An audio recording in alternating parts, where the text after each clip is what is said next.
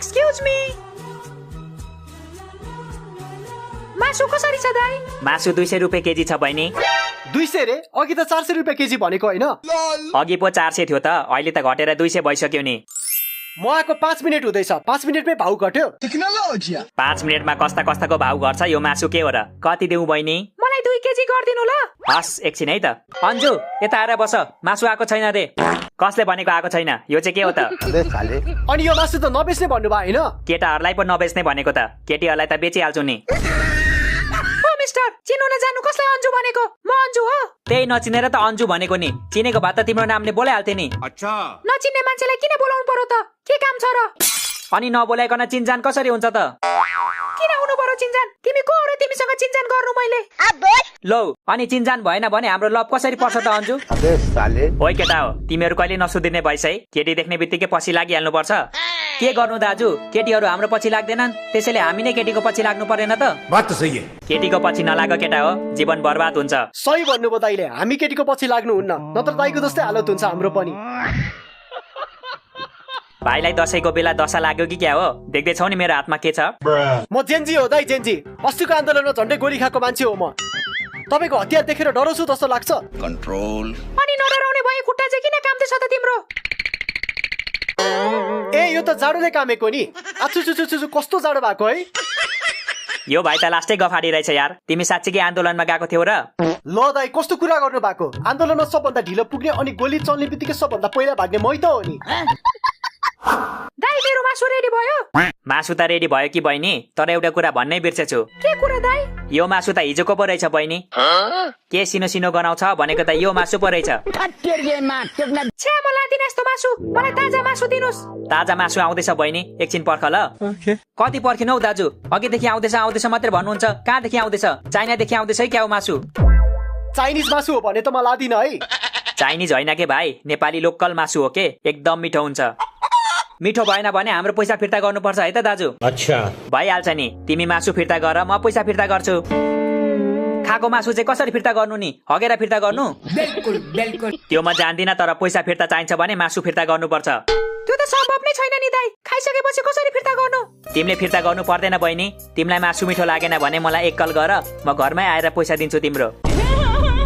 दाजु तपाईँ पहिला म्याथ टिचर हुनुहुन्थ्यो हो? होइन नि भाइ, किन र? अनि म्याथ टिचरले जस्तै भेदभाव गर्नुहुन्छ त? हामीलाई चाहिँ पैसा फिर्ता नगर्ने अनि उसलाई चाहिँ घरमै गएर दिने।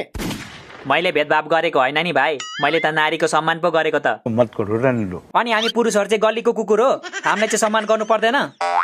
चिन्ता नगर न भाइहरू, तिमीहरूलाई पनि एक दिन सम्मान गर्छु म। कहिले गर्नुहुन्छ त दाइ? पख न, 10-15 दिनपछि कुकुर तिहार आउँदैछ, त्यो दिन माला लाएर सम्मान गर्छु म तिमीहरूलाई। दाइ तपाईँलाई जेन्जीको पावर देखाउनु पर्ने हो हामीले। देखाउन त भाइ देखाऊ, जेन्जीको पावर देखाए नि, गन्जीको पावर देखाए नि, म डराउने वाला छैन के। जेन्जीसँग न्यू नखस्नु है दाइ, सरकार ढालेको थाहा छ कि छैन जेन्जीले? अच्छा सरकार ढाल्नु कुन ठुलो कुरा हो र भाइ? सक्छौ भने राजेन्द्र खड्गीले जस्तो राँगा ढालेर देखाउन। दाइ तपाईकोमा राँगाको मासु पनि छ? राँगाको त छैन बुनु, यो दशैंमा भैँसीहरूले राँगालाई लुकाएर राखेको छ अरे के, त्यसैले सर्टेज भएको छ। हावा कुरा नगर्नु न दाइ, भैँसीले कसरी राँगालाई लुकाउँछ हौ? हावा कुरा होइन के बुनु, मैले हिजो सपनामा देखेको, भैँसीहरूले राँगाहरूलाई घरभित्र लुकाउँदै थियो। दाइ तपाईको कुरा सुनेर किन मलाई रिस उठिरहेछ हौ? के गरम? रिस उठ्दैछ भने एउटा काम गर न त, पल्लो चोकमा डेरी छ, त्यहाँ गएर मलाई 1 लिटर दुध ल्याइदेऊ। दाइ तपाईँ कति जिस्केको के? मासु ल्याउने मान्छेलाई फोन गर्नु न, अझै आइपुगेन त। आइपुग्छ के बुनु, चिन्ता नगर न, साइकलमा गएको छ के, त्यसैले ढिलो भएको होला। खत्म। साइकलमा गएको छ रे? अनि तपाईँहरूको बाइक छैन? बाइक छ तर चाबी छैन के भाइ।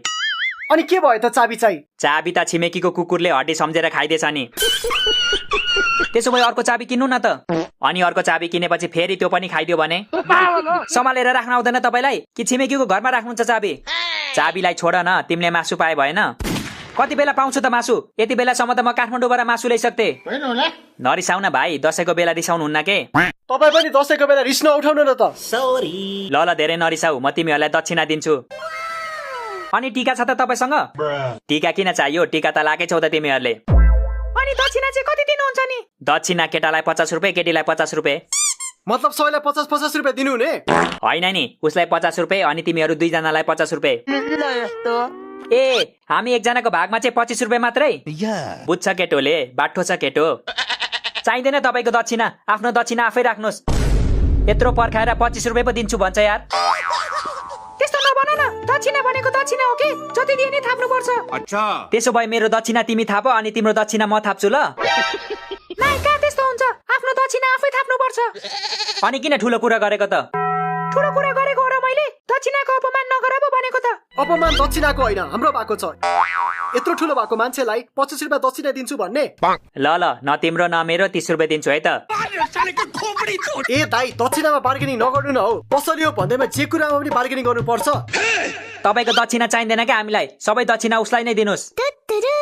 उसलाई त म दिइहाल्छु नि। 50 रुपियाँले पुग्छ बहिनी कि अझै धेरै दिउँ? तपाईँको इच्छा दाइ, जति दिए नि हुन्छ।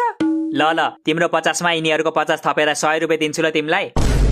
हे दुर्गा माता, मलाई अर्को जन्ममा केटी बनाइदिनुहोस्। केटा भएर केही फाइदा छ जस्तो लागेन मलाई।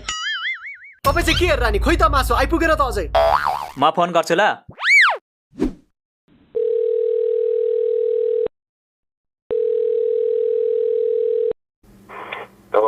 ओइ चन्द्रे, कहाँ छस् हौ? यहाँ कस्टमरलाई ढिलो भइसक्यो, छिटो आइज। के रे, मासु ढलभित्र खस्यो रे? कसरी खस्यो? आँखा हेरेर कुदाउनु पर्दैन? पक, यहाँ मात्र आइज न, अब तेरै मासु काटेर बेच्छु म। सरी भाइ बहिनीहरू, मासु त ढलभित्र पो छिरेछ। मासु मात्रै? अब तिमीलाई पनि ढलभित्र छिराइदिन्छौँ हामी। यहाँ त ढल नै छैन, कसरी छिराउँछौ? ढल छैन भने ढल बनाएर छिराउँछौँ तिमीलाई। अच्छा ल ल, तिमीहरू ढल बनाउँदै गर, म यसो डुलेर आउँछु ल।